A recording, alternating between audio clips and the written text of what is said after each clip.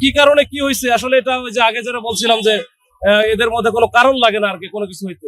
আপনারা জানেন যে আজ থেকে মনে হয় 20 দিনের মতো হলো যে ঢাকা কলেজ, সিটি কলেজ এবং আইডিয়াল কলেজ, এই তিনটা কলেজ খুবই কাছাকাছি আর কি।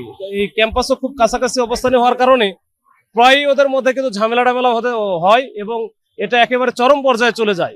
তো এইটা গুরুত্ব অনুধাবন করে আমরা এই তিন কলেজের প্রিন্সিপালের সাথে বহুবার বসেছি, ছাত্রদের সাথেও আলাদা আলাদা করে বসেছি, কিন্তু আসলে কাজ হয় না। পরবর্তীতে আমরা কিন্তু এটা শান্তি চুক্তির মতো করে একটা সমঝোতামূলক একটা নেই যে সবাইকে একসাথে করি।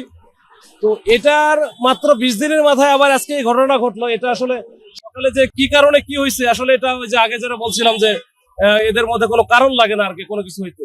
তো আজকে ওই ঢাকা কলেজের একটা বাসে মনে হয় আইডিয়াল কলেজের কিছু স্টুডেন্ট গিয়ে প্রথমে অ্যাটাক করে। এর প্রেক্ষিতে আবার ঢাকা কলেজের বেশ কিছু ছেলেপেলে তখন এই প্রতিশোধ নেওয়ার জন্য বা এটার প্রতিকার চাওয়ার জন্য তারা আবার এই আইডিয়াল কলেজের দিকে আসে। এখানে এসে দুই পক্ষের মধ্যেই ধাওয়া পাল্টা ধাওয়ার মতো হয়।